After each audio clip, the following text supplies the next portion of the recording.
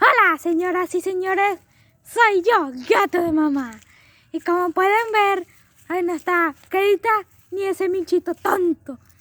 Ahora yo seré su presentador. Ajajaja. Bueno, hola, señoras y señores, sí, soy gato de mamá. Y ahí les mostraré un video muy purete.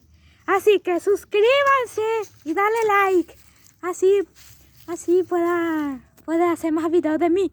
Solo yo. Así le voy a pedir a esos dos gatos. A ese gato muy tonto. Yo no le quiero. Malo.